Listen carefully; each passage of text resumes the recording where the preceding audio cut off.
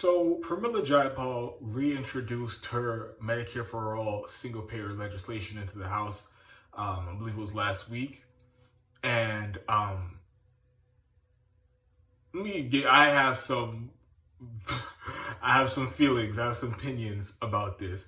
Uh, I don't think that Pramila Jayapal, I don't think any of these Justice Democrats, anybody who co-sponsored the bill, I don't think any of them deserve any credit. Zero fucking credit. And let me be clear why I'm taking that position. Because there's some people saying, oh man, isn't it good that there's some lawmakers at least introducing the legislation? That shows how far we've come, right?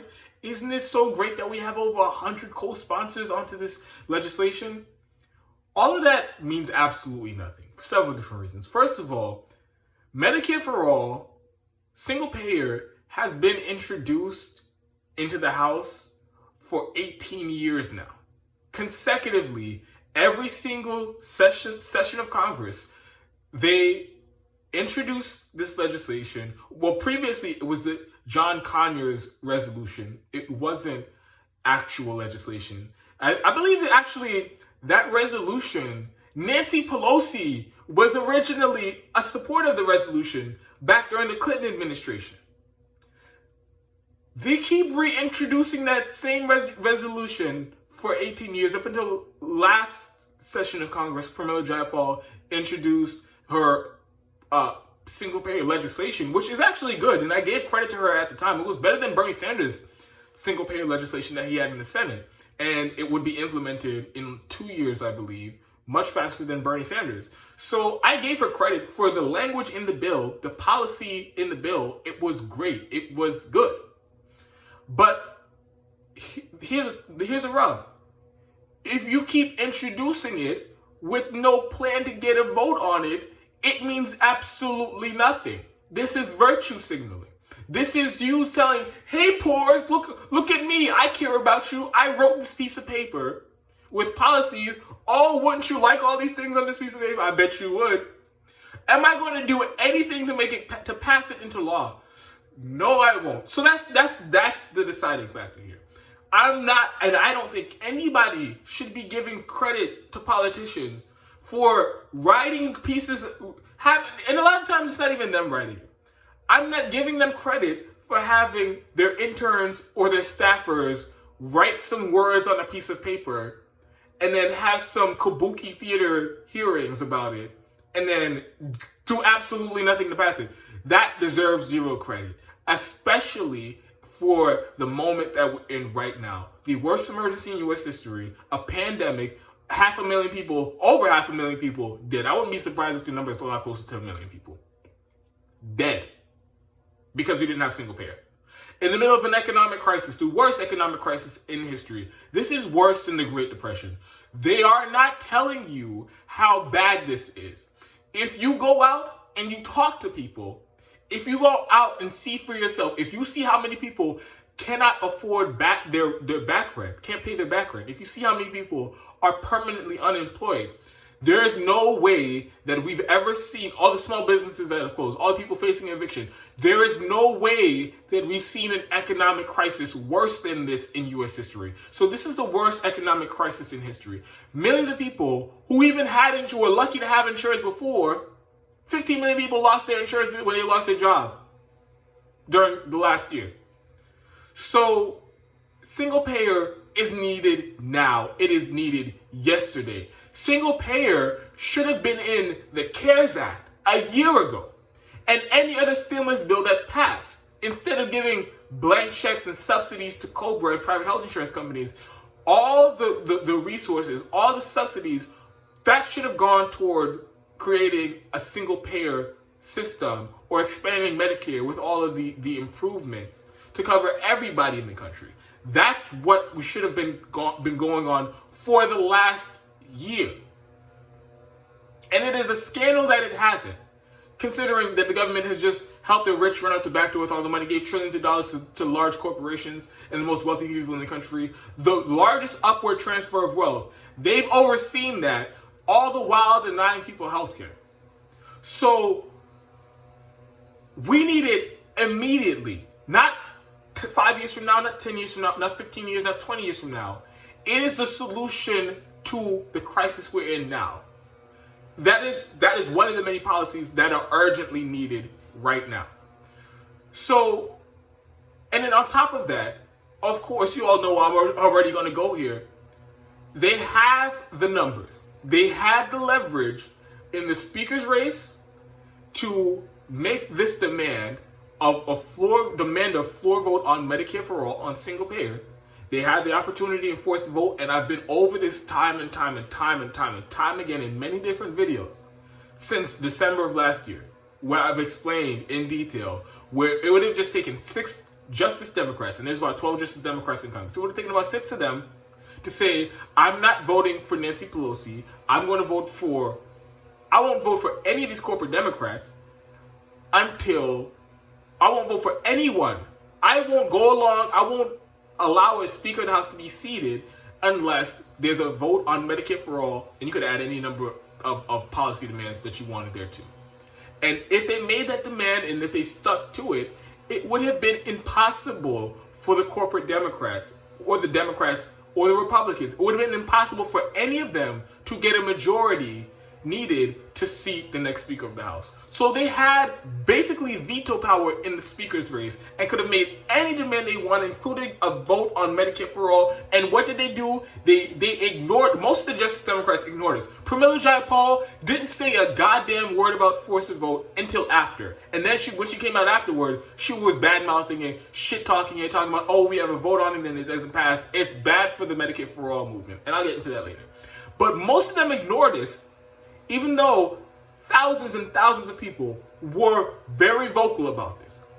And most of a lot of the prominent voices in left new media were very vocal about this. Jimmy Dore did a town hall with Cornel West, Brianna Joy Gray, a bunch of prominent lefties, and 100,000 viewers came to that town hall. All those politicians, Justice Democrats, were invited to that town hall so that we can explain to them why they needed to force vote on it. They didn't do it. So they squandered that opportunity, immense leverage, immense power that they had in the moment, got absolutely nothing in return, voted for Nancy Pelosi, chief neoliberal, person who was the sole obstacle to Medicare for all being voted on in the House. They voted for her and got absolutely nothing for it. And then here comes the stimulus bill.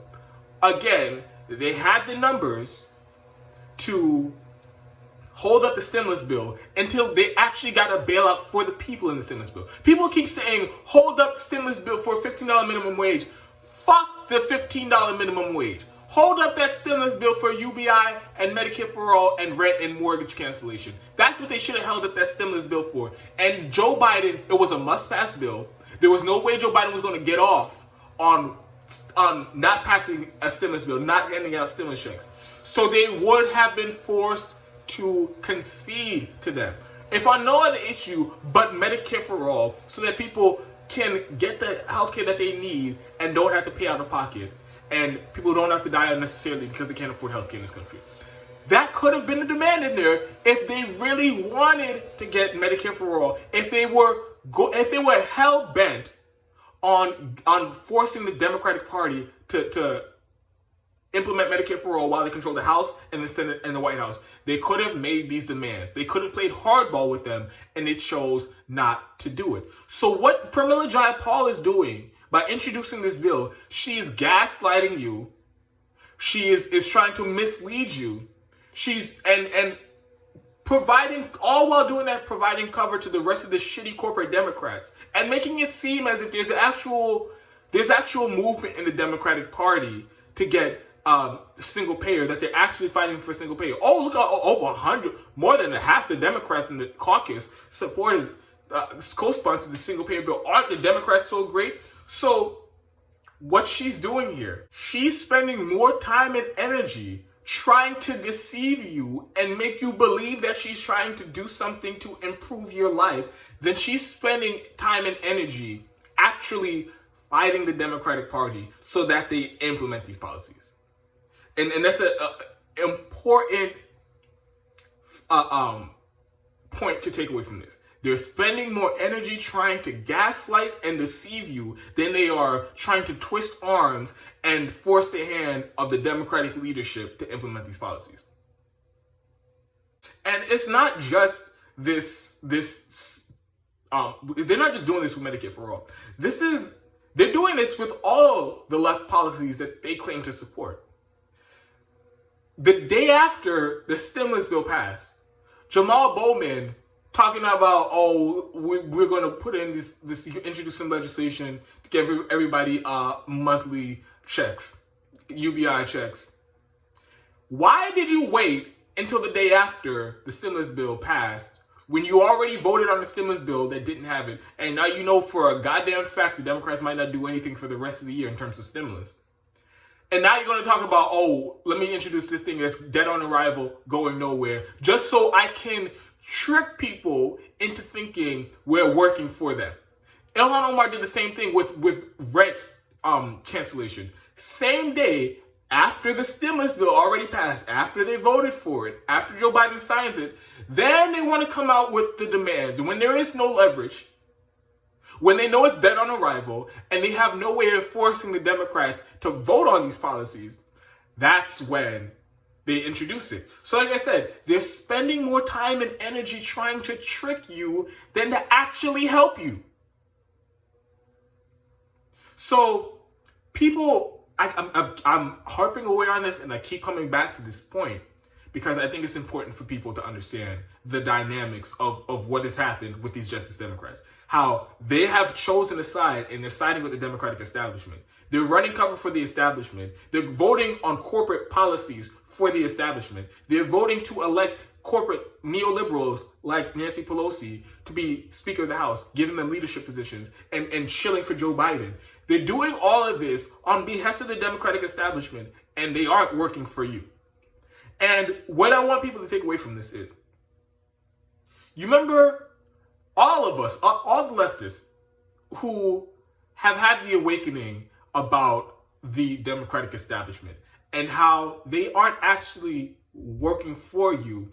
They are very insidious and they do all of the, I feel your pain politics, but they are just as corrupt as Republicans, and they agree with the Republicans on all the major policy issues, and they will never, ever do anything to structurally change the system that has breeded all this wealth inequality and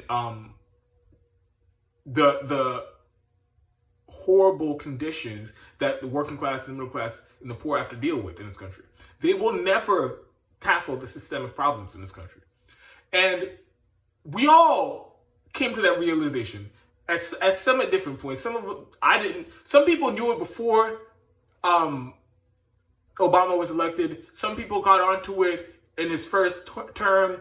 Some people after his second term. Some people, it was the 2016 primary when they rat-fucked Bernie Sanders and cheated him and cheated the left out of an actual political revolution just to maintain the status quo. Through those different moments, all of us had the realization that, the Democrats, they're actually full of shit and they're gaslighting us, and they're not going to buck the status quo. They're there to maintain the establishment and the status quo. We all came to that realization with the Democratic Party at large. What I need people to understand is, what I need all the leftists to realize that about the Democratic Party to understand is, the Justice Democrats are just the same. They just will go even further with the leftist rhetoric than the corporate Democrats will, because the corporate Democrats, for the most part, they won't pay lip service to actual left policies, but they will give you the cliches and platitudes, or I'm fighting for you and all that stuff, to make you believe that they're on your side. But the Justice Democrats, like I said before, it's like they've mastered the Tom Perez, I'm for good things and I'm against bad things. And they've added more details into it. Hey, Medicare for all, UBI, rent mortgage debt cancellation, all the good things that they know the left wants to hear. But at the end of the day, they aren't doing anything to get it passed. So they're just they're fulfilling their role as sheepdogs for the Democratic Party to get the left, who is fed up and wants real policy changes, try to get them to fall in line for just one more election cycle, just another election cycle, and then another election cycle after that, and another election cycle after that. And they're going to keep sheep herding people into the Democratic Party until the end of time. And pretty soon, it's going to be 20 years from now. And just how Nancy Pelosi sounded when she was supporting the resolution for single payer back in the 90s, back in the Clinton administration, that's how they're going to be 20 years from now. And people won't realize it until it's too late. So you need to ask yourself, if all things considered, if they continue on this path, if they keep doing this bullshit, this incrementalism, let's brag about some committee hearings, let's keep reintroducing this bill with no plan to force a vote on it. If they keep doing these things, we just have to elect some more progressives. If they keep on with this strategy, when are you going to get Medicare for all? All the people who can't afford the insulin right now, you can't afford cancer treatment right now. When are you going to get Medicare for all? All the people without insurance, who have a sick kid, when are you going to get Medicare for all? Are they planning on getting it for you in a year, 2 years, 3 years? It is a never-ending timeline for them. And they are going to keep kicking the can down the road, keep proposing incrementalism. And at the end of the day, what they're doing is defending the status quo. And they will send AOC out. Now they're bragging about COBRA subsidies. Now they're bragging about the government giving blank checks to the private health insurance industry, as opposed to just using that money to pay for healthcare for their citizens. So they're there to defend the status quo. If you want real change, if you want Medicare for all right now as a solution to the emergency, as a solution to the crisis, people are to get into the streets and demand it and shut shit down and make sure that business as usual cannot continue until policy demands are met. Direct action, public pressure campaigns, relentless assault from the media going after these politicians, all of these politicians. That is the only way we're going to get these policies. And that is the strategy that needs to be taken regardless who's in the White House. Regardless if Democrats control the House, Senate, and the White House. Regardless if Republicans control the House, Senate, and the White House. We need to make it so untenable for them to keep ignoring us that they have to cave to the demands. No matter how corrupt they are, no matter how much they want to serve their corporate interests, we need to make it so that they can't ignore people anymore. And that's the only way we're going to get Medicare for all. So fuck Pramila Jayapal. She's going to keep reintroducing this legislation until the fucking cows come home. And it won't move an inch. She won't get anywhere closer to a floor vote. And she'll keep telling you, oh, this is great. This strategy is working. Let's just keep doing it for another 5 years, 10 years, 15 years, 20 years. All the while, you might die in between then. You might go bankrupt. And definitely, somebody that you know and love will die or go bankrupt because they can't afford healthcare. So they have no urgency. They're there to bullshit you and gaslight for the Democratic establishment. That's their role here. Don't be fooled by them introducing this legislation. They know it's not going anywhere. And they have no plans to make it go anywhere.